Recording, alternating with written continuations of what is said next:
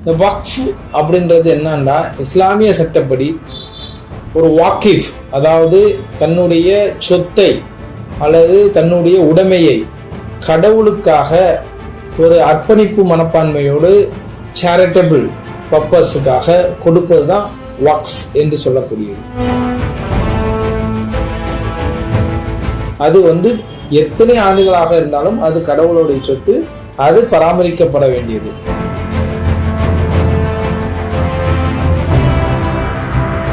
அந்த வக்ஃப் சட்டம் 1923 ஆண்டே இயற்றப்பட்டது. முத்தவல்லி என்பவர்கள் அந்த சொத்தினுடைய உரிமைதாரர் அல்ல. அவர் கால்ட் as a மேனேஜர். பல்வேறு மாநிலங்களில் பலவிதமான சட்டங்கள் இயற்றப்பட்டு கொண்டிருந்ததனால இது ஒட்டுமொத்த இந்தியாவிற்கும் சேர்ந்து 1954 வக்ஃப் சட்டம் என்று இயற்றப்பட்டது.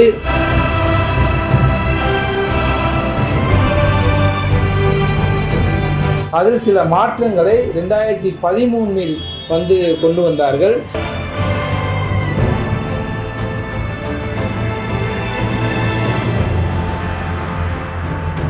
வக்ஃப் சட்டத்தினுடைய துவக்கம், அதனுடைய பரிணாமம் என்ன என்ற கேள்வியை நீங்கள் எழுப்பியிருக்கீங்க.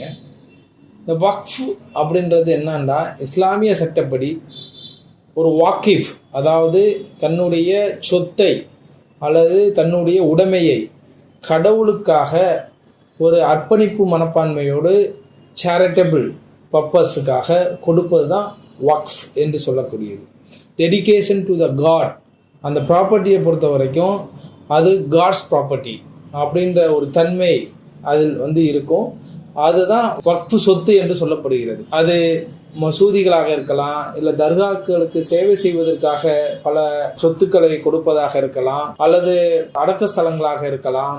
இப்படி பல வகையான சொத்துக்கள் இஸ்லாமியர்களினுடைய வளர்ச்சிக்காக, இஸ்லாமியர்களினுடைய மத வழிபாட்டு விஷயங்களினுடைய உதவிக்காக, பல்வேறு தன்மைக்காக பல செல்வந்தர்கள், பல முக்கியஸ்தர்கள் என்ன செய்யறாங்கன்னா, இஸ்லாமியர்களுக்காக வக்ஃப் செய்யறாங்க. ஒன்ஸ் வக்ஃப் இஸ் ஆல்வேஸ் வக்ஃப். அதை ஒரு தடவை டெடிகேஷன் டு த காட் வக்ஃப் செஞ்சுட்டாங்க அப்படின்னு சொன்னா மீண்டும் அந்த சொத்தை என்ன செய்ய முடியாது, அவர்கள் எடுத்துக்கொள்ள முடியாது.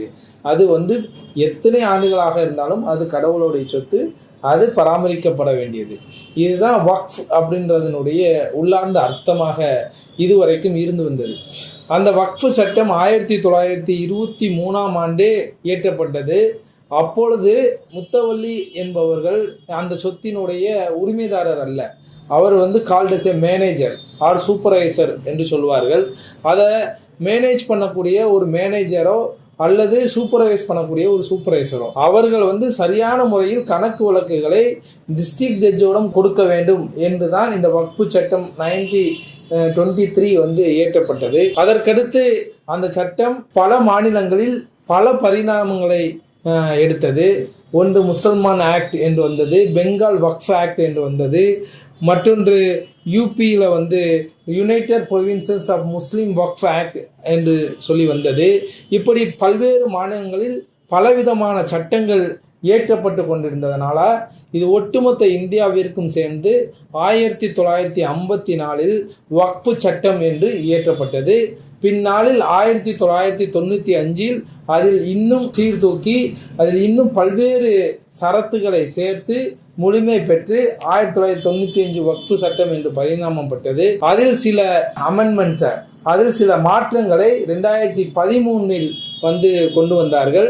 இன்றைக்கு வரைக்கும் 1954 வக்ஃப் சட்டம் 1995 வக்ஃப் ஆக்டாக உருவெடுத்து 2013 சில மாறுதல்களோடு இன்றைக்கு வரைக்கும் நிலுவையில் இருந்து கொண்டிருக்கிறது. இதுதான் வக்ஃப் சட்டம் வளர்ந்து வந்த விதம்.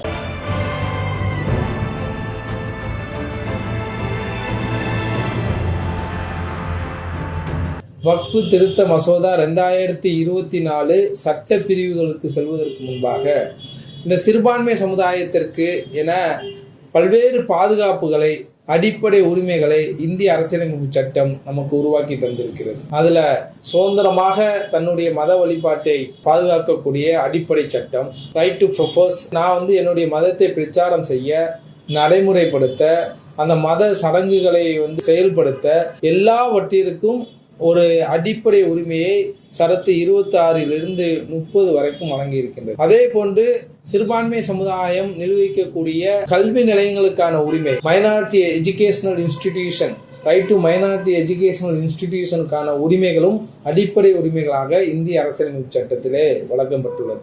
ஏன் இந்திய அரசியலமைப்பு சட்டத்திலே சிறுபான்மை சமுதாயத்திற்கு உண்டான பல்வேறு பாதுகாப்புகள் வழங்கப்பட்டது என்று சொன்னால், இந்த சட்டம் இந்திய அரசியலமைப்பு சட்டத்தினுடைய விவாதங்களிலே பல்வேறு கருத்துக்கள் பரிமாறப்பட்டது. ஏனென்று சொன்னால், இந்தியாவிலே 20 கோடிகளுக்கு மேல முஸ்லிம்களும் அதே போன்று கிறிஸ்துவர்களும் பல்வேறு சிறுபான்மை குழுக்கள் வாழ்கின்றார்கள். இந்த சிறுபான்மை குழுக்களினுடைய பாதுகாப்பும் இவர்களுக்கு கிடைக்க வேண்டிய அடிப்படை உரிமைகளும் முறையாக கிடைத்தால்தான் இந்தியாவினுடைய ஜனநாயகம் உயிர்ப்போடு இருக்கும் என்ற கண்ணோட்டத்தில் தான் இந்த இந்திய அரசியலமைப்பு சட்டத்தில் சிறுபான்மையருக்கான பாதுகாப்பை அடிப்படை உரிமைகளாக இந்திய அரசியலமைப்பு சட்டம் நமக்கு தந்துள்ளது. இஸ்லாமியர்களுக்காக வக்ஃப் செய்யப்பட்ட சொத்துக்களை பாதுகாக்கவும் மற்றும் அந்த சொத்துக்களை கொண்டு பள்ளிவாசல்களை, தர்காக்களை மற்றும் மற்ற வழிபாட்டு முறைகளை பாதுகாக்கவும் வக்ஃபு சட்டம் இயற்றப்பட்டது. இப்போது வக்ஃபு திருத்த சட்ட மசோதா 2024 இந்த அடிப்படை உரிமைகளை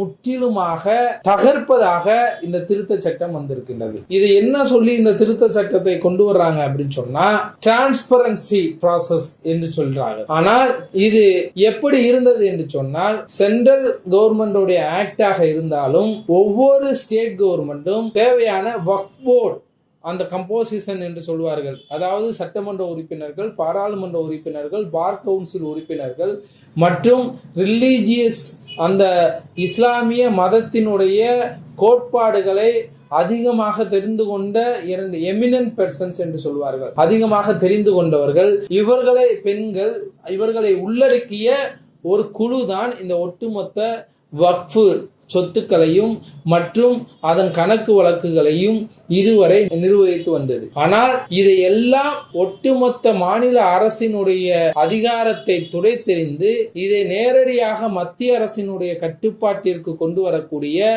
ஒரு நடைமுறைதான் இந்த நடைமுறை. இயற்கையாகவே இந்த அரசாங்கம் எல்லா மாநில உரிமைகளையும் பறித்து கொண்டிருக்கின்றது. எல்லாவற்றையும் பறித்து அதிகார குவிப்பு மத்திய அரசுக்கு மட்டும் என்று எல்லா சட்டங்களையும் கொண்டு வருகிறது. அதுல ஒன்று நீட்டு, ஜிஎஸ்டி, ஒரே தேர்தல் ஒரே நாடு என்று இந்த மாநிலத்திற்கு என்று எந்த அதிகாரமும் இருக்கக்கூடாது, எல்லா அதிகாரமும் மத்திய அரசிற்கு மட்டும்தான் இருக்க வேண்டும் என்று காய் நகர்த்தி வருகின்றது. அந்த காய் நகரத்தில் ஒரு விஷயமாக இந்த வக்ஃபு சட்டமும் இருக்கின்றது. ஏனால் மாநில அரசாங்கத்திற்கு உண்டான எல்லா அதிகாரத்தையும் இது கையில் எடுப்பது ஒன்று.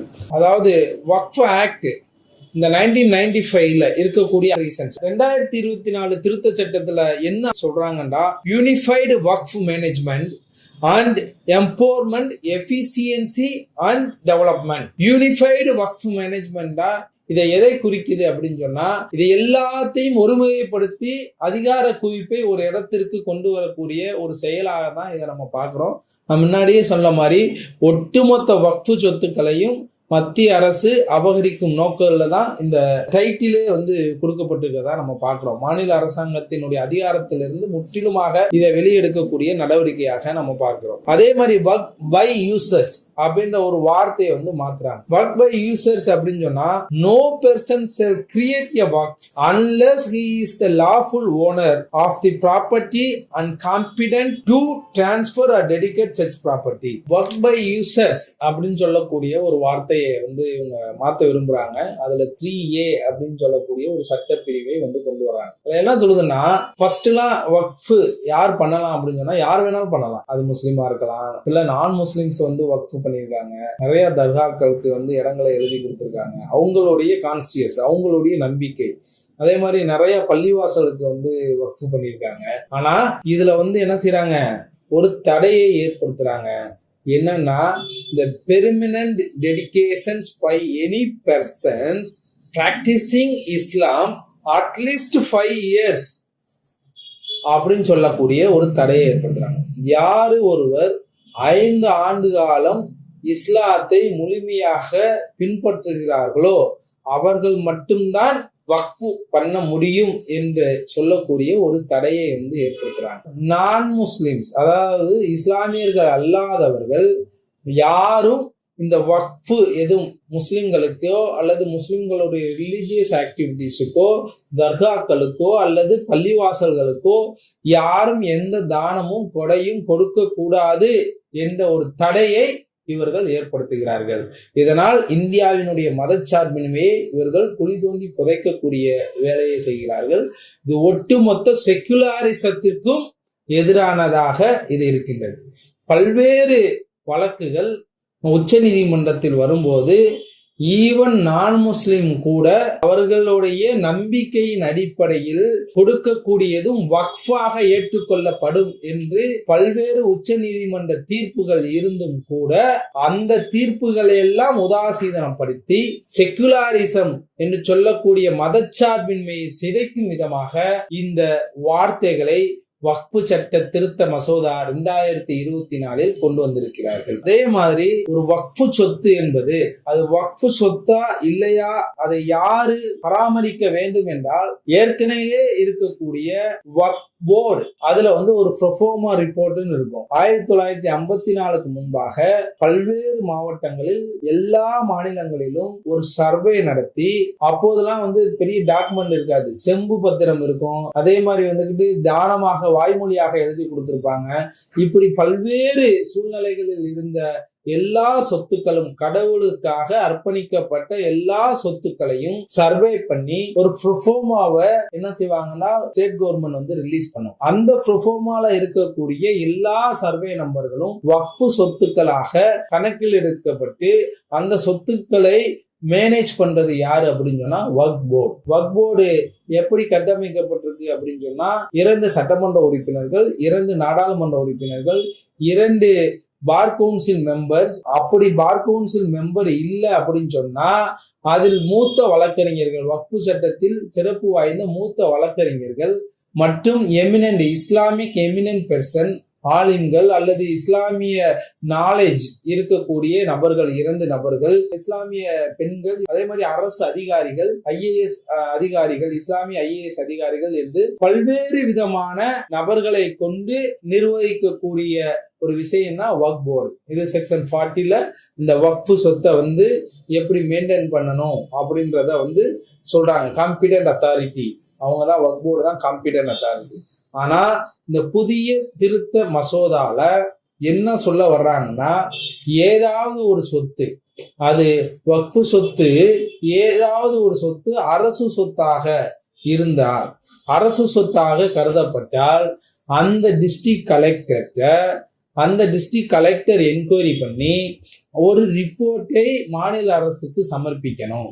அந்த ரிப்போர்ட்டை பேஸ் பண்ணி அந்த சொத்து அரசு சொத்து இல்ல வக்ஃபு சொத்தா என்பதை தீர்மானிக்கப்பட வேண்டும். அப்ப இங்க டிஸ்ட்ரிக்ட் கலெக்டர் என்னன்னா இது வக்ஃபு சொத்தா அரசு சொத்தான்னு தீர்மானிச்சு ஒரு ரிப்போர்ட் கொடுக்கணும். அந்த ரிப்போர்ட் கொடுக்கிற வரைக்கும் இது வக்ஃபு சொத்தாக கணக்கில் எடுக்க கூடாது என்ற ஒரு சொல்லாடலை இந்த வக்ஃபு திருத்த மசோதா கொண்டு வந்திருக்கு. இங்கதான் பிரச்சனை ஸ்டார்ட் ஆகுது. இந்த ஒட்டுமொத்த அமெண்ட்மெண்ட்லயும் மிக முக்கியமான ஒரு சரத்து என்னவென்று சொன்னால், வக்ஃபு சொத்தை இது வக்ஃபு சொத்தா இல்லையா என்று சொல்லக்கூடிய ஒரு விஷயத்தை யாரு டிசைட் பண்ணணும் அப்படின்னு சொன்னா, வக்ஃப் ஆக்ட் 1995 அடிப்படையில வக்ஃப் ட்ரிபியூனல் என்று செக்ஷன் 83ல கிரியேட் பண்ணிருக்காங்க. அந்த வக்ஃப் தீர்ப்பாயம் எப்படின்னா, ஒரு டிஸ்ட்ரிக்ட் ஜட்ஜு, ஒரு எமினன்ட் அட்வொகேட்டு, அதே மாதிரி ஒரு ரெவன்யூ டிபார்ட்மெண்ட்ல இருக்கக்கூடிய சீனியர் ஆபீசர் என்று சொல்லக்கூடிய 3 அடங்கிய ஒரு பெஞ்ச் கான்ஸ்டிடியூட் பண்ணி அதுல இந்த வக்ஃபு சம்பந்தமான எல்லா விஷயங்களிலும், அதே மாதிரி வக்ஃப் போர்டு எடுக்கக்கூடிய பல்வேறு முடிவுகளிலையும் யாரு ஃபைனல் ஜுடிஷியல் அத்தாரிட்டியாக இருப்பாங்கன்னா வக்ஃப் ட்ரிபியூனல் ஒரு ஃபைனல் ஜுடிஷியல் அத்தாரிட்டியாக இருப்பாங்க. ஆனா இந்த வக்ஃபு திருத்த மசோதா 2024 அந்த ஜுடிஷியல் பவரை எடுத்து அங்கங்க இருக்கக்கூடிய டிஸ்ட்ரிக்ட் கலெக்டர்கிட்ட கொடுக்குறாங்க. அந்த டிஸ்ட்ரிக்ட் கலெக்டர் இது வக்ஃபு சொத்தா இல்லையான்னு சொல்லி அவரே என்கொயரி பண்ணி அவரே முடிவெடுக்கலாம் அப்படின்ற ஒரு அதிகாரத்தை அங்கு கொடுக்கும் போது வக்ஃப் போர்டுக்கு உள்ள பவரையும் ஒட்டுமொத்தமாக குறைக்கப்படுகிறது. அதே மாதிரி ஜுடிஷியல்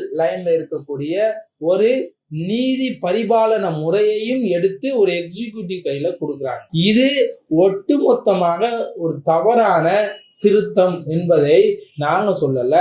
உச்ச நீதிமன்றத்துல பல்வேறு வழக்குகள்ல இது பட்டியலிடப்படுகிறது. தமிழ்நாடு ரெஜிஸ்ட்ரேஷன் ஆக்ட்ல கொண்டு வந்த ஒரு அமெண்ட்மெண்ட் சம்பந்தமாக, அதாவது இந்த டிஸ்பியூட் நிலம் சம்பந்தமான டைட்டில் டிஸ்பியூட், அதாவது அந்த நிலத்தினுடைய உரிமை இயல் வழக்கு சம்பந்தமானத உரிமையியல் நீதிமன்றத்துல இருந்து டிஸ்ட்ரிக்ட் ரெஜிஸ்ட்ராருக்கு பவர் கொடுக்குறாங்க. அப்ப அந்த வழக்கு சென்னை உயர் நீதிமன்றத்திலையும் உச்ச நீதிமன்றத்திலையும் வந்து வழக்காடும் போது எந்த ஒரு ஜுடிஷியல் ஆக்டிவிட்டியும் நீதி பரிபாலன முறையையும் ஒட்டுமொத்தமாக எடுத்து ஒரு எக்ஸிகியூட்டிவ் கையில கொடுப்பது சரி கிடையாது. அது வந்து சரியான தீர்வாக இருக்க முடியாது. இது ஒட்டுமொத்தமாக ரூல் ஆஃப் லாக்கு எதிரானது என்று தீர்ப்பளிக்கப்படுகிறது. இதே போன்று பல்வேறு சட்டங்களில் இப்படிப்பட்ட நீதி பரிபாலன முறையை எடுத்து எக்ஸிகியூட்டிவ் அதிகாரிகளுக்கு கொடுத்த அந்த சட்டத்தை உச்ச நீதிமன்றமும் உயர் நீதிமன்றங்களும் ரத்து செய்திருக்கின்றது. அதே போன்ற ஒரு சட்ட திருத்தத்தை வக்ஃபு திருத்த மசோதா 2024 வந்து கொண்டு வர்றாங்க. என்னன்னா வக்ஃபோடைய டைட்டில், அதே மாதிரி வக்ஃபு சம்பந்தமான சொத்துக்கள் சம்பந்தமான எந்த முடிவுமே district collector is a final authority அப்படின்னு சொல்லி கொண்டு வர்றாங்க. அப்ப ஒட்டுமொத்த அட்ஜுடிகேஷன் எதுவுமே இல்லாம, நீதி பரிபாலன முறை இல்லாம ஒரு எக்ஸிகியூட்டிவ் அதிகாரி, அரசு அதிகாரியே அந்த நீதி பரிபாலனத்தை எடுத்து இது வக்ஃபு சொத்து இல்ல வக்ஃபு சொத்து தான் சொல்லி தீர்மானிக்கக்கூடிய இந்த விஷயம் என்பது வக்ஃப் போர்டினுடைய ஒட்டுமொத்த பவரையும் இல்லா நிலையாக்கி விட்டது. அதே போன்று 1995 வக்ஃபு சட்டத்தில் கொண்டு வந்த அந்த வக்ஃப் ட்ரைபுனல் என்று சொல்லக்கூடிய அந்த நீதிமன்ற அமைப்பு முறையையும் ஒட்டுமொத்தமாக ரத்து செய்வதை வந்து பார்க்க முடிகிறது. ஆதலால் இது ஒட்டுமொத்த டிஸ்ட்ரிக்ட் கலெக்டருக்கு அதிகாரத்தை குவிக்கிறார்கள். இதனால என்ன நடக்கும் அப்படின்னு சொன்னா, இன்னைக்கு தமிழ்நாட்டுல என்ன நடந்துகிட்டு இருக்கு அப்படின்னு சொன்னா, பல்வேறு ப்ரோஃபோமா ரிப்போர்ட்ல இருக்கக்கூடிய சர்வே நம்பர் பல கோடி மதிப்பு இருக்கக்கூடிய சொத்துக்கள், வக்ஃபு சொத்துக்கள் என்று ப்ரோஃபோமால இருக்கு. ஆனா அதை பாதுகாக்க வேண்டிய கலெக்டர் இப்படிப்பட்ட அதிகாரங்களே இல்லாத சூழ்நிலையிலும் கூட அந்த சொத்துக்களுக்கு முறையற்ற முறையில பட்டாவை வழங்குவது, அதே மாதிரி அந்த சொத்துக்களை பல அரசியல்வாதிகள், பல ஆளும் வர்க்கங்கள் அபகரித்து அவர்கள் பெயர்ல வந்து போலி பத்திரங்களை வந்துகிட்டு இட்டு செல்வது, இப்படி பல்வேறு பிரச்சனைகள் நீதிகளை இருந்துகிட்டு இருக்கு. இது வக்ஃபு சொத்தா இல்லையா என்பதை அந்த ட்ரைபுனல் ஆனது அதை முறையாக வந்து அட்ஜுடிகேஷன் நடத்தி அதுல இருக்கக்கூடிய எல்லா டாக்குமெண்டையும் எவிடன்ஸையும் பரிசீலனை செய்து அது வக்ஃபு சொத்தா இல்லையா என்று முடிவெடுக்கும். ஆனா இன்றைக்கு எப்படி மாற்ற ட்ரை பண்றாங்க, ஒரு டிஸ்ட்ரிக்ட் கலெக்டர் நினைச்சா எவ்வளவு கோடி ரூபாய் சொத்தா இருந்தாலும் இது வக்ஃபு சொத்து இல்லைன்னு சொல்லலாம். அப்ப இந்த பவர், இந்த அதிகாரம் என்பது இன்றைக்கு இல்லாமலே பல மாவட்ட ஆட்சியர்கள் வக்ஃபு சொத்துக்களை சூறையாடி கொண்டிருக்கிறார்கள். சின்ன உதாரணம், விழுப்புரம் டிஸ்ட்ரிக்ட்ல இருக்கக்கூடிய கிட்டத்தட்ட 300-400 கோடி ரூபாய் சொத்துக்கள், ஹார்ட் ஆஃப் த சிட்டியில இருக்கக்கூடிய சொத்துக்கள், அவர்கள் ஒரு 10-20 வருஷத்துக்கு முன்னாடி நகர்மன்றத்துல தீர்மானிச்சு அந்த சர்வே நம்பர் எல்லாம் வந்துகிட்டு யாருக்கோ வந்துகிட்டு தானமா கொடுக்குறாங்க. அதை கொண்டு பல்வேறு டீடு வந்து சேல் டீடு வந்து போடப்படுது, கன்ஸ்ட்ரக்ஷன் ஒர்க் நடக்குது. ஆனா ப்ரோஃபோமா ரிப்போர்ட்ல அது வக்ஃபு சொத்துன்னு இருக்கு. அப்ப இன்றைக்கு வரைக்கும் சண்டை போடுறோம் அது வக்ஃபு சொத்து, அந்த வக்ஃபு சொத்தை பாதுகாக்க வேண்டும் என்று சொல்லி. ஆனா டிஸ்ட்ரிக்ட் கலெக்டர்ல இருந்து அங்க இருக்கக்கூடிய லோக்கல் மினிஸ்டர்ல இருந்து ஆளும் வர்க்கத்தினர் எல்லாரும் அந்த சொத்தை அபகரிக்க முயற்சி பண்றாங்க. இந்த சூழ்நிலையில ஜுடிஷியல் ஒண்ணுதான் ஒரு நிரந்தர தீர்வாக, நீதித்துறையை நம்பி மட்டுமே பல்வேறு வக்ஃபு சொத்துக்களை பாதுகாக்கக்கூடிய பல்வேறு நபர்கள் நீதித்துறையை நம்பி மட்டுமே செல்லக்கூடிய ஒரு சூழ்நிலையில டிஸ்ட்ரிக்ட் கலெக்டருக்கு இந்த அதிகாரம் கொடுக்கப்படும் போது ஆளும் கட்சியினர், ஆளும் வர்க்கத்தினர், அதே மாதிரி இந்த சொத்துக்களை எல்லாம் வந்து அபகரிக்க வேண்டும் என்று சொல்லக்கூடிய லேண்ட் கிராப்பர்ஸ், இவர்கள் எல்லாத்திற்கும் இந்த சட்டம் ஒரு மிகப்பெரிய உத்வேகமாக அமையும். டிஸ்ட்ரிக்ட் கலெக்டர் ஈஸியா இன்ஃப்ளூயன்ஸ் பண்ணலாம். எக்ஸிகியூட்டிவ் அதிகாரி, மேலிட அதிகாரிகள் சொன்னா உடனே அந்த தீர்ப்பை மாற்றலாம். அது வந்து ஒரு ஜுடிஷியல் ஃபங்க்ஷன் இல்லை.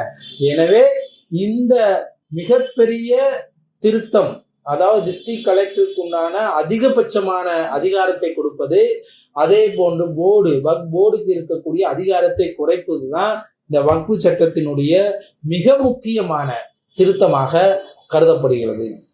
இப்ப டிஸ்ட்ரிக்ட் கலெக்டருக்கு என்னென்ன அதிகாரம் கொடுக்கப்படுது? டிஸ்ட்ரிக்ட் கலெக்டர் தான் அந்த வக்ஃபு சொத்தா இல்லையான்றத ஃபைனல் பண்ணணும். இந்த சட்டம் நடைமுறைக்கு வந்ததுக்கு அப்புறம் அவங்களே சர்வே பண்ணணும். இந்த தமிழ்நாட்டிலலாம் சர்வே டிபார்ட்மெண்ட்ன்றது ஹெட் ஆஃப் த சர்வே கமிஷனர்னு சொல்லி தனியா இருக்கு. ஆனா டிஸ்ட்ரிக்ட் கலெக்டரே சர்வே பண்ணி இது வக்ஃபு சொத்தா இல்லையான்னு சொல்லி முடிவு பண்ணலாம். அப்ப இங்க என்ன ஆகுது அப்படின்னு சொன்னா, ஏற்கனவே 1954 ஒரு சர்வே எடுக்கப்பட்டு ஒரு ப்ரொஃபார்மா இருக்கு. அதற்கடுத்து அதுல ஏதேனும் டிஸ்பியூட் வந்தா மீண்டும் சர்வே பண்ணி அந்த சர்வே ரிப்போர்ட் அடிப்படையில இது வக்ஃபு சொத்தா இல்லையா தீர்மானிக்கிறதுக்கு ஒரு வக்ஃபு போர்டு இருக்கு. அதை சரியா தவறா என்று சொல்வதற்கு ஒரு நீதி பரிபாலனம் செலுத்துவதற்கு வக்ஃபு ட்ரிபுனல் இருக்கு. இப்படி பல்வேறு செக் அண்ட் பேலன்ஸ் மெத்தடாலஜியில இருக்கக்கூடிய ஒரு பாதுகாப்பான சட்டத்தை உடைத்து இவர்கள் டிஸ்ட்ரிக்ட் கலெக்டர் சர்வே பண்ணலாம். அந்த சர்வேயினுடைய விஷயத்தையும் டிஸ்ட்ரிக்ட் கலெக்டருக்கே கொடுக்குறாங்க. அதன் அடிப்படையில் அவங்களே ஒரு ரிப்போர்ட் ஃபைல் பண்ணி இது வக்ஃபு சொத்தா இல்லையா என்பதை தீர்மானிச்சுக்கலாம் அப்படின்னு சொல்லக்கூடிய இந்த அதிகார குவிப்பு என்பது ஒட்டுமொத்த வக்ஃபு சொத்தையும் அபகரிக்கக்கூடிய எண்ணம் கொண்டவர்களுக்கு மிகப்பெரிய சாதகமாக அமையும் என்பதில் எந்த விதமான சந்தேகம் இல்லை. இப்பொழுது இந்த சட்ட அதிகார குவிப்பு இல்லாமலேயே பல்வேறு மாவட்டங்களிலே பல்வேறு ஆட்சியர்கள், பல்வேறு மாவட்ட நிர்வாகத்தில் இருக்கக்கூடிய மிக முக்கியமான பொறுப்பாளர்கள் இந்த வக்ஃபு சொத்துக்களுக்கு போலியான பட்டா, போலியான வரி ரசீது என்று பல்வேறு டாக்குமெண்ட்டை குறித்து இந்த வக்ஃபு சொத்துக்களை எல்லாம் சட்ட சிக்கலுக்கு உட்படுத்தி கொண்டிருக்கின்றார்கள். இந்த அதிகார குவிப்பு இல்லாமல் இப்படிப்பட்ட அதிகாரம் கையில் கிடைக்குமானால் 1 மணி நேரத்தில் பல்லாயிரம் கோடி ரூபாய் வக்ஃபு சொத்துக்களை ஒரே கையெழுத்தில் என்ன செஞ்சிடலாம், இதை மாத்திடலாம். சரி, இதற்கு என்ன அடுத்த ரெமடி அப்படின்னு சொன்னா, அதை இந்த ஆக்ட்ல சைலண்டா வச்சிருக்காங்க. ஏதாவது ஒரு எக்ஸிக்யூட்டிவ் அதிகாரி எடுக்கக்கூடிய ஒரு டிசிஷனை நம்ம அடுத்த கட்டமா எங்க கொண்டு போவோம், ஜுடிஷியலுக்கு கொண்டு போவோம்ல. அப்ப இவர்கள் ஒரு ரிப்போர்ட் எடுக்கிறாங்க. இந்த ரிப்போர்ட்டை வக்ஃபு ட்ரைபுனல்ல டிசைட் பண்ணலாம். அந்த டிசிஷன் தான் ஃபைனலு. அதற்கு மேல அப்பீல், ஹைகோர்ட்டு, சுப்ரீம் கோர்ட்டு இப்படி இருக்கும்ல. இது எல்லாம் இங்கே என்ன செய்யுது, மௌனமாக இருக்கின்றது. அதனால இந்த ஒட்டுமொத்த வக்ஃபு திருத்த சட்ட மசோதாவும் இந்தியாவில் இருக்கக்கூடிய பல்வேறு வக்ஃபு போர்டு உண்டான அதிகாரத்தை ஒட்டுமொத்தமாக தரைமட்டமாக்கி மாவட்ட ஆட்சியருக்கு இந்த அதிகாரத்தை கொடுக்கக்கூடிய ஒரு செயலை செய்யுது. இது மட்டுமல்ல, அதே மாதிரி இந்த போர்டு இருக்கு இல்லையா, அந்த போர்டோடைய கம்போசிஷன், அந்த போர்டோடைய கம்போசிஷன்ல நான் முஸ்லிம்ஸை முதல் முறையாக உள்ள கொண்டு வருவாங்க. உங்களுக்கு தெரியும், பல்வேறு வழக்குகள்ல அவங்க ஈவன் ஹெச்ஆர்என்சில கோயிலை நிர்வகிக்கக்கூடிய வழக்கு, அதே மாதிரி பல்வேறு மத வழிபாட்டு விஷயத்துல அந்த மத வழிபாட்டை பற்றி அறிந்த, அந்த கலாச்சாரத்தை அறிந்த அவர்கள்தான் அந்த மத வழிபாட்டை என்ன செய்யணும், வழிநடத்துற தகுதியுடையவர்கள் என்பது நம்மலாம் பாக்குறோம். அதனால பிரச்சனையை ஏற்படுத்துவதற்காக முதல் முறையாக என்ன செய்யறாங்க, இந்த ஒட்டுமொத்த வக்ஃப் போர்டுல நான் முஸ்லிமும் உள்ள வரலாம். இதுவரைக்கும் என்ன நடந்துச்சு, இஸ்லாமிய சட்டமன்ற உறுப்பினர்கள், இஸ்லாமிய நாடாளுமன்ற உறுப்பினர்கள், இஸ்லாமிய வழக்கறிஞர்கள், இஸ்லாம் எமினன்ட் பர்சன்ஸ், இஸ்லாமிக் உமன்ஸ், அதே மாதிரி இஸ்லாமிய IAS அதிகாரிகள், இவர்கள் தான் இங்க இருந்தார்கள். ஏன்னா ஒரு இஸ்லாமிய மதம் சம்பந்தமான ஆக்டிவிட்டிஸை பாதுகாக்கக்கூடிய போர்டு இது. அதனால அவர்களை உள்ளடக்கிய குழுவால் அது இத்தனை ஆண்டு காலம் சரியாக நிர்வகிக்கப்பட்டு வந்தது. இப்போ முதல் முறையாக என்ன செய்யறாங்க, மாற்று மதத்தை சார்ந்தவர்கள் உள்ள வரலாம் அப்படின்னு சொல்றாங்க. அப்ப அவர்களுடைய பார்வை எப்படி இருக்கும்? அவங்க ஹோலி குரானின் அடிப்படையில இஸ்லாமிய மத வழிபாட்டுல பல்வேறு பிரிவுகள் இருக்கின்றன, பல்வேறு நுணுக்கமான பிரிவுகள் இருக்கு, கலாச்சாரங்கள் இருக்கு. அதற்கு ஏற்றவாறு அந்த கலாச்சாரத்திற்கு, அந்த பிரிவுகளுக்கு ஏற்றவாறான தீர்வுகளை கொடுக்கக்கூடிய இடத்தில் இருப்பவர்கள் முறையாக அந்த கலாச்சாரத்தை பற்றி நன்கு அறிந்து அந்த மத நம்பிக்கையை புரிந்து உணர்ந்து நடைமுறைப்படுத்தக்கூடியவர்களாக இருக்க வேண்டும். ஆனால் அதை உடைக்கும் விதமாக சில மாற்று மத சகோதரர்களை என்ன செய்றாங்க, இந்த போர்டுக்குள்ள நுழைக்கிறாங்க. இதன் மூலமாக இந்த ஒட்டுமொத்த கம்போசிஷன் என்னதையும் சிதைக்கக்கூடிய வேலையை பார்க்குறாங்க. ஓகே, இந்த போர்டு பல்வேறு மாநிலங்கள்ல எஜுகேஷனல் இன்ஸ்டிடியூஷனா வக்ஃப் போர்டு நடந்துகிட்டு இருக்கு. அப்போ மைனாரிட்டி இன்ஸ்டிடியூஷனுக்குன்னு சொல்லி சர்டன் ரைட்ஸ் இருக்கு. அந்த மைனாரிட்டி இன்ஸ்டிடியூஷன்லயும் இந்த போர்டு மெம்பர்ஸ் உள்ள நுழைவதற்கான ஒரு வாய்ப்பு இருக்கு. அப்ப அது ஒட்டுமொத்தமாக எனக்கு கொடுத்த அடிப்படை உரிமை சரத்து 30 பறிப்பதாக இந்த சட்டம் இருக்கு. அப்ப மைனாரிட்டி எஜுகேஷனல் இன்ஸ்டிடியூஷன் ரைட்ஸையும் மறைமுகமாக இந்த சட்டம் பாதிக்கக்கூடிய ஒரு செயலை செய்யுது. அதனால இது முற்றிலுமாக ஆபத்தானது. இது ஒரு மிகப்பெரிய பிரச்சனையை, கலவரத்தை, மத நம்பிக்கையில் அடுத்தவர்கள் மூக்கை நுழைக்கக்கூடிய ஒரு விஷயத்தை ஏற்படுத்தக்கூடிய ஒரு செயல். இதனால் எந்த பாதுகாப்பும் எந்த டிரான்ஸ்பரன்சியும் வராது. இதனால் கட்டாயமாக பல்வேறு பிரச்சனைகளை இந்த சமூகத்துக்குள், இந்த வக்ஃபு சொத்துக்குள் ஏற்படுத்துவதற்காக உள்ள நோக்கத்தின் அடிப்படையில் தான் இந்த சரத்தை கொண்டு வர்றாங்க. அது மட்டுமல்ல, சிஓ, சீஃப் எக்ஸிகியூட்டிவ் ஆபீசர், அவர் வக்ஃப் போர்டை நிர்வகிக்கக்கூடிய முதன்மை அலுவலராக இதுவரைக்கும் இருந்து வருகிறார். 1995 2013 சட்ட திருத்தத்தின் அடிப்படையில அவர் ஒரு சீனியர் அரசு அதிகாரியாக, IAS ஆபீசராக இருக்க வேண்டும். அது மட்டுமல்ல, அவர் இஸ்லாமிய மதத்தை சார்ந்த, இஸ்லாம் மதம் மீது நம்பிக்கை வைத்த அதிகாரியாக இருக்க வேண்டும். அவர் தான் சீஃப் எக்ஸிகியூட்டிவ் ஆபீசராக இருக்க வேண்டும். ஆனா இந்த சட்ட திருத்தம் என்ன சொல்லுது அப்படின்னா, சிஇஓ, சீஃப் எக்ஸிகியூட்டிவ் ஆபீசர் யார் வேணாலும் வரலாம், இஸ்லாமிய மதத்தை சாராதவர்கள் கூட வரலாம் என்ற ஒரு சரத்தை உள்ள நுழைக்குது. அப்ப இதனுடைய கேரக்டர், இந்த வக்ஃப், இந்த ரிலீஜியஸ் கேரக்டரை டைலூட் பண்ணக்கூடிய ஒரு விஷயத்தை இந்த சட்ட திருத்த மசோதா பண்ணுது. பல்வேறு வழக்குகளை உச்ச நீதிமன்றம் சொல்லுது, once is waqf is always waqf, the character of the waqf cannot diluted, cannot amended அப்படின்னு சொல்லுது. அப்ப இந்த வக்ஃப் போர்டுன்றதே ஒட்டுமொத்தமாக பல்வேறு சூழ்நிலைகள்ல இருக்கக்கூடிய, பல்வேறு கலாச்சாரங்களில் இருக்கக்கூடிய தர்காக்களை, மசூதிகளை மற்றும் பிற ரிலீஜியஸ் இன்ஸ்டிடியூஷனை அந்த கேரக்டருக்கு ஏற்ற மாதிரியாக மெயின்டைன் பண்றதுதான் இந்த வக்ஃப் போர்டுடைய வேலையாக இருந்தது. இப்ப அந்த கேரக்டரே தெரியாத நபர்களை, அந்த கேரக்டரே உள்வாங்காத நபர்களை இந்த போர்டுல நுழைக்கக்கூடிய ஒரு வேலையை என்ன செய்யுது, இந்த சட்ட திருத்த மசோதா செய்யுது.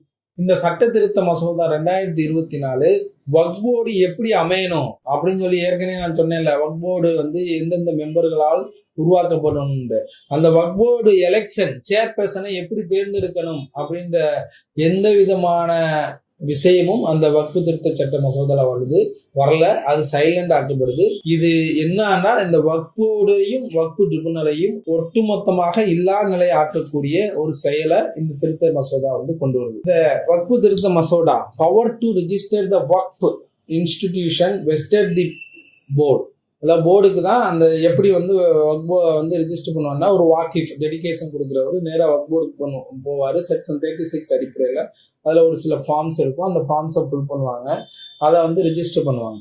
இப்போ போர்டுக்கு அந்த பவரை, அதிகாரத்தை எடுத்துட்டு நேராக என்ன செய்யறாங்க, போர்டு நேராக என்ன செய்யணும்னா டிஸ்ட்ரிக்ட் கலெக்டருக்கு அனுப்பணும். டிஸ்ட்ரிக்ட் கலெக்டர் வெரிஃபை பண்ணி ஜென்யூனிட்டி ஓகே அப்படின்னு சொன்னா மட்டும்தான் வக்ஃபாக ஏற்றுக்கொள்ளப்படும் ஒரு நடைமுறை விதிகளை கொண்டு வராங்க.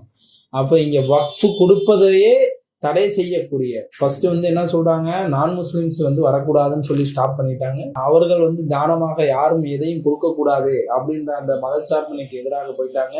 அதற்கடுத்து வக்ஃபை இங்க கொடுக்கக்கூடியவங்களையும் நேரா டிஸ்ட்ரிக்ட் கலெக்டருக்கு அனுப்பி, டிஸ்ட்ரிக்ட் கலெக்டர் அந்த ரெக்கார்ட்ஸ் எல்லாம் வெரிஃபை பண்ணி, ஜென்யூனிட்டி எல்லாம் வெரிஃபை பண்ணி, அவர் 10 தடவை வக்ஃபு கொடுக்குறவர் என்ன செய்வாரு, இது கடவுளுக்காக இந்த சொத்தை நான் கொடுக்குறேன்னு எழுதி கொடுப்பாரு. அவர் 10 தடவை டிஸ்ட்ரிக்ட் கலெக்டர் ஆபீஸுக்கு அலைய விட்டீங்களேன், ஒருத்தனும் வக்ஃபு கொடுக்க மாட்டாங்க. இந்த வக்ஃபு சொத்து எல்லாம் ஒரு காலத்துல மூதாதையர்கள் கொடுத்ததுதான் 99%. அதற்கு அடுத்து 1%, 2% வக்ஃபு பண்றாங்க செல்வந்தர்கள்.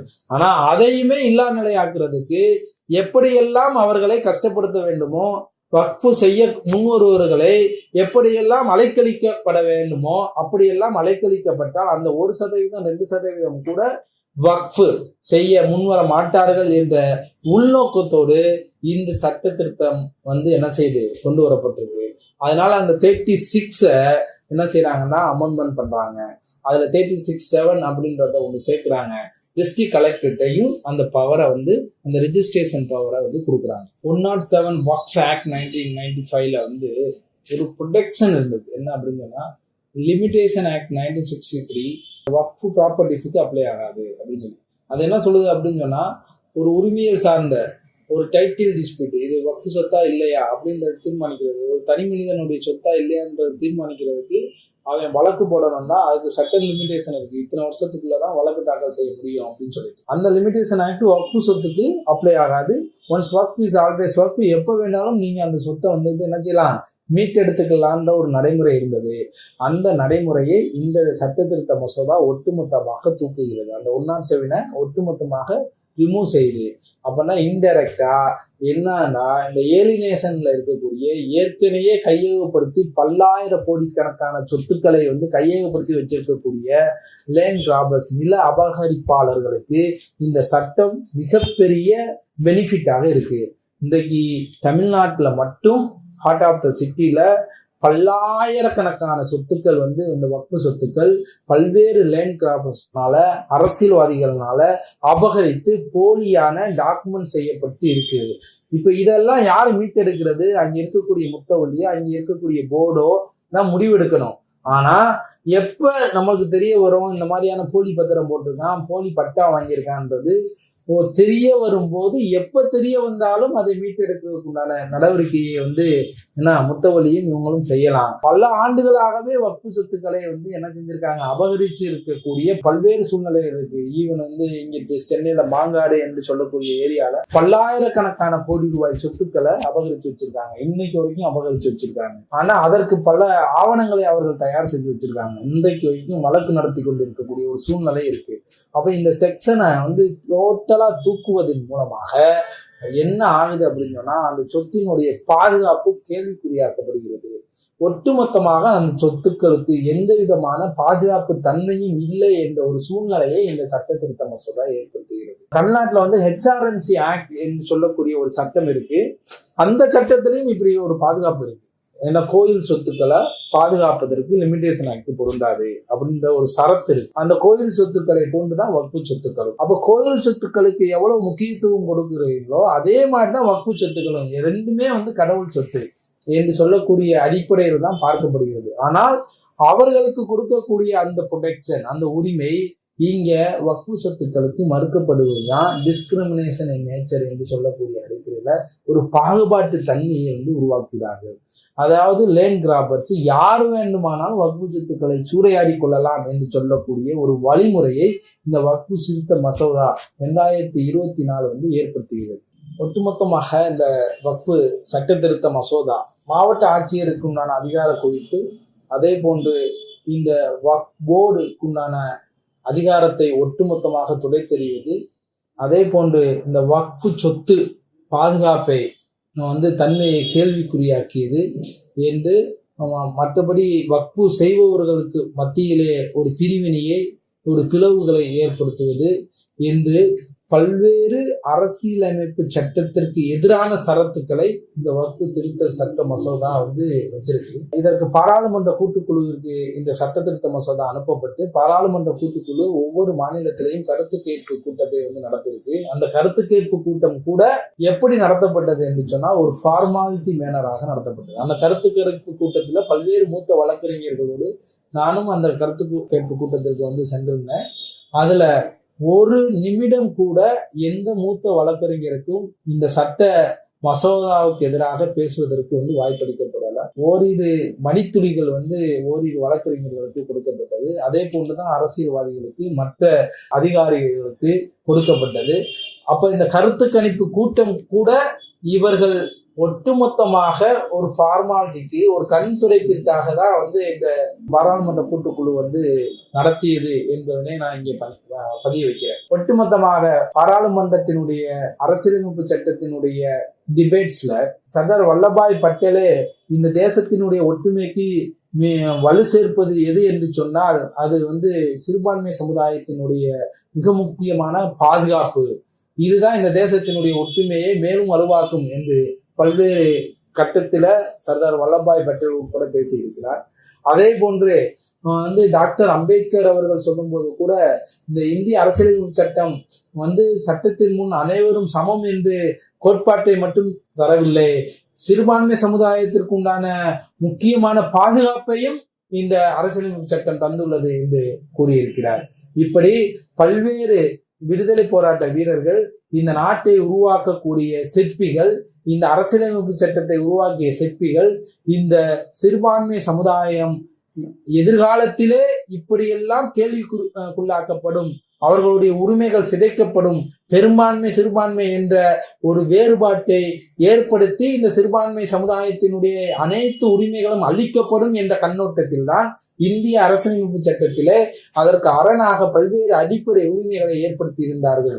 ஆனால் அந்த அடிப்படை உரிமைகளை தகர்க்கும் விதமாகவும் இந்த அரசியலமைப்பு சட்டத்தினுடைய சிற்பிகளான டாக்டர் அம்பேத்கர் மற்றும் ராஜேந்திர பிரசாத் பல்வேறு சிற்பிகள் இந்த சிறுபான்மை சமுதாயத்திற்கு கொடுக்கப்பட்ட பாதுகாப்பை கேள்விக்குள்ளாக்கும் விதமாகவும் தான் இந்த வக்ஃபு திருத்த சட்ட மசோதா 2024 ஏற்பாடு செய்யப்பட்டிருக்கிறது. இந்த திருத்த மசோதாவை கொண்டு இந்தியாவிலே ரயில்வே டிபார்ட்மெண்ட் ஆர்மிக்கு அடுத்து அதிகமான சொத்துக்களை கொண்ட ஒரு டிபார்ட்மெண்ட் என்னன்னா இந்த வக்ஃப் போர்டு. இந்த அதிகமான சொத்துக்கள் ஒரு சிறுபான்மை சமுதாயத்தில் இருந்துவிடக் கூடாது. இந்த சொத்துக்கள் எல்லாம் சூறையாடப்பட வேண்டும், இந்த சொத்துக்கள் எல்லாம் அபகரிக்கப்பட வேண்டும். அதற்கு முன்பாக அதற்கான சட்ட பாதுகாப்பை தூக்கி எறிய வேண்டும் என்ற ஒரு கருத்தாக்கத்தின் அடிப்படையில் தான் இந்த சட்ட மசோதா பாராளுமன்றத்தில் வைக்கப்பட்டுள்ளது. எனவே இந்த சட்ட மசோதாவை ஒட்டுமொத்தமாக எதிர்த்தாக வேண்டிய சூழ்நிலையில் நாம் இருக்கின்றோம். இந்த சட்ட மசோதா நிறைவேற்றப்படுமையானால் இந்த ஒட்டுமொத்த சிறுபான்மை சமுதாயத்தினுடைய சொத்துக்களும் சூறையாடப்படக்கூடிய ஒரு சூழ்நிலையை இந்த சட்ட மசோதா உருவாக்கும். ஆதலால் அனைத்து அரசியல் கட்சிகளையும் இந்த சட்ட மசோதாவுக்கு எதிராக போராட வைக்கக்கூடிய பொறுப்பும் கடமையும் இந்த சமூகத்திற்கு இருக்கிறது, இஸ்லாமிய சமுதாயத்திற்கு இருக்கிறது. ஆதலால் இந்த சட்ட மசோதா சம்பந்தமான விழிப்புணர்வை எல்லா மகளாக்களிலும், எல்லா பள்ளிவாசல்களிலும், எல்லா மத வழிபாட்டு தலங்களிலும் ஏற்படுத்தப்பட வேண்டும். இந்த ஒட்டுமொத்த சட்ட மசோதாவுக்கு எதிராக மிகப்பெரிய ஒரு ஆர்ப்பாட்டத்தை, மிகப்பெரிய எதிர்ப்பை ஒட்டுமொத்தமாக தமிழ்நாட்டு முஸ்லிம்கள் காட்ட வேண்டும் என்ற வேண்டுகோளோடு என்னுடைய உரையை நான் முடித்துக் கொள்கிறேன்.